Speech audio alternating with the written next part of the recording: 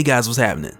So now, with getting back into the Immortal Hulk, like between issues 36 and 37, there are so many plots that come together to this big reveal. Like, it goes from 0 to 100 super fast, and it's nuts. Like, just, oh my god. So let's get into it. But first, if you're new to the channel, be sure to subscribe to catch the spills every week. And don't forget to hit that bell up top so we can squat up in the comments for the first hour. Alright, so jumping back in, we pick up from the aftermath of what had taken place in issue 35, because when the mayor had invited the Hulk out to Georgeville, Iowa to do some rebuilding and show the nicer side of the Hulk, which was a great idea until the pessimistic reporter decided to come through and poke the bear. But this then led to Rick Jones calming the Hulk down. But at the time when we had seen that Rick Jones had made contact with the Hulk, we quickly noticed that something had transferred to the Hulk, which then escalated and led to this super huge gamma explosion. And it was done at the time with a lot of mystery around who caused this, but we of course had our suspicions given the leader's track record with not only experimenting with the Hulk, but also learning that he could create new Hulks via gamma explosions like back in Incredible Hulk issue 343. But with us seeing it happen, we already knew that there were a number of casualties. But just after the explosion, when we see Jackie McGee still standing there after expecting the worst, it's here where we find out that she was shielded by Rick Jones, and the overload from the gamma explosion just contorted his body in a horrific fashion, almost as if he had been bitten by a radioactive roach and giraffe at the same time. But if you guys remember like some of the comments from like our last talk on the Immortal Hulk, like I remember a lot of you guys feeling the same way that I did, like man, this is so messed up, because I feel like a lot of us just connected with how bad the Hulk felt about this. And it's kind of messed up because when Gamma Flight arrives, and I don't know why for some reason I want to call them Alpha Gamma, and it's probably just their connection with Puck, Sword, and Carol Danvers, but these guys are Gamma Flight, not Alpha Gamma. That name is taken. But the thing is, when Gamma Flight arrives here and they don't assess the current state of the situation, like they immediately just go on the offense and they attack the Hulk, no questions asked. And Jackie McGee at least tries to talk sense into them because they fail to acknowledge that the Hulk isn't even trying to resist. And really, if he was, they definitely know. But it's here with Jackie trying to help the Hulk and talk these guys down, where Titania then gets physical with Jackie, pushing her further away, which then gets the attention of the Hulk, who doesn't like when his friends get hurt. And it's kind of funny because when Absorber Man is like, oh, you're not gonna break this hole, which is a bold statement from somebody borrowing a portion of the Hulk's powers in order to hold the Hulk. But when he says this and the Hulk literally breaks that hole, like immediately Carl Krill got a brutal reality check that let him know that this was a mismatch. And it kind of made me think of like, if you ever been like playing basketball or playing anything with someone and you're kind of just letting them do their thing, but then something happens where either they get too cocky or whatever and you just gotta switch it on one time. Well, that was this, and the Hulk switched it on like green light and it was go time. But we also come to find out, like as a result of the Hulk being tampered with, which caused the explosion, in addition to this, the Hulk's anger along with the radiation has been spilling out, which is also taking its effect on Gamma Flight, amplifying their initial reactions and causing them to go that much harder. And right here, like I really got to give a lot of credit to Joe Bennett, who not only is an amazing artist, but also with the way that he used the wreckage in the background to create the lettering to spell out Sal Buscema, who had illustrated the Incredible Hulk throughout the 70s, because words within the wreckage of a Hulk comic, like it just makes it feel like a Hulk comic in a very classic way. But in the case of Gamma Flight, with them failing to subdue the Hulk, which was to be expected, but it's here where Krill hears that Titania, that she's not doing too well herself, and because of that, when he thinks of a way that he can help, it's here where he then absorbs the gamma radiation, which there is an abundance of in this area, and he immediately turns into the Gamma Cloud monster from the Ang Lee Incredible Hulk movie. And I'm sure a lot of you guys forgot about that, and probably intentionally. You're welcome.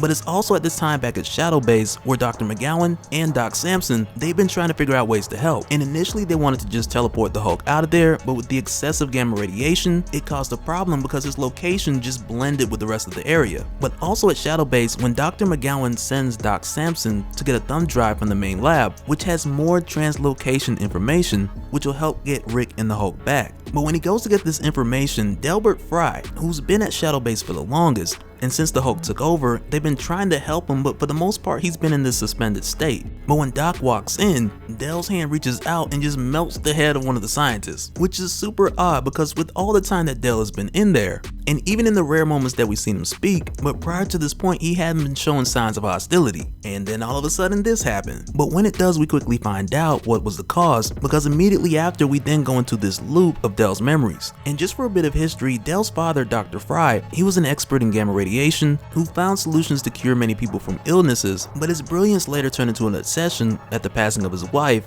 Dell's mother. And in the case of Dell, back in college he was a star quarterback, and his father would inject him with this gamma serum that he made in order to make his son stronger and less prone to injury. But back at the time when we seen his father do this in Immortal Hulk issue 2, the results were gruesome and fatal, with Dell's eyes bleeding with gamma saturated blood, but also him seeing the green door to which he said he sees someone looking back at him. And at the time that was it just before he died. And prior to this point it really came off as if it was the one below all. But this time when we go back into that memory, it's the leader who's looking back through the door, who also then comes through the door as the younger Dell is dying and trying to tell his father what's happening.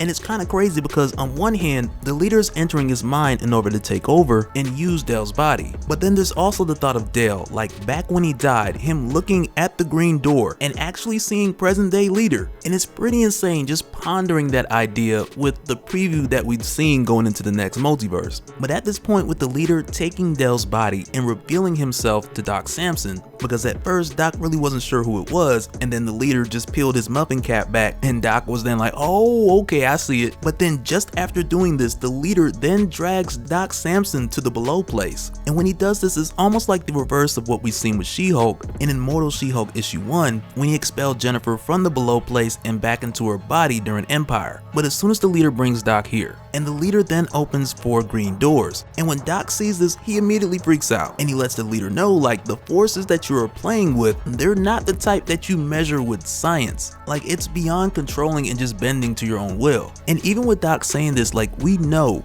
that the one below all is at least watching, and it's not like the leader's just doing all of these things undetected. And when the leader tells Doc his plans for the 4 doors, he only tells him what he's doing with 3 of them. Like, one's for Rick Jones, one's for Dale Fry, one's for Doc, and the last one is a secret. But it's also here where the leader then explains what he plans to do with the red door. And at this point, we know what the red door does from Immortal She-Hulk. Like, the green door will get you out, but the red door will prohibit you from leaving. And even while the leader's having this conversation with Doc Samson, like simultaneously back in Georgeville, Iowa, we also see his words being uttered through Rick Jones. So at this time, the leader is juggling Rick Jones and Dale Fry while keeping Doc Samson on standby, but also with an extra green door up his sleeve. But back in Georgeville, Iowa, while the Hulk is going up against Carl Krill, who at this point has absorbed the gamma radiation along with some of the Hulk's anger, which the anger part really doesn't do anything for absorbing man, beside from just absorbing anger, because it's not like the anger is going to make him stronger too. He just has a lot of gamma radiation on his side right now. But while they're having their bout, Puck from Gamma Flight, he's trying to get a clear shot, and he's carefully waiting for the right opportunity, because it's not like you can let one off, miss, and the Hulk see what you're trying to do. But back over at Shadow Base, while the leader is using Dale Fry's body, and very much in a puppet master type of fashion, with him using Dale Fry's body and Rick Jones at the same time. And even like for a quick minute, like when the leader passes by the body of Doc Samson, he debated on using Doc's body to get access to Shadow Base and the equipment, and really just thinking of all the toys that he could make. But then he's like, no, I'm gonna stick to the plan. Everything's about to fall into place, with Hulk fighting Carl Krill,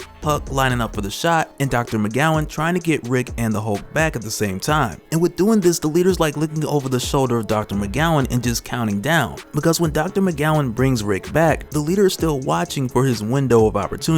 And with Rick being teleported back to Shadow Base, like looking over Dr. McGowan's shoulder from across the room, though creepy, it's his best seat in the house at the time. But it's also here where Puck lines up for his kill shot on the Hulk, and he takes it, lobotomizing the Hulk, effectively killing him and allowing the leader to lock him behind the red door, which then gives the leader a small window to use that last green door, that 4th door, and take the Hulk's body.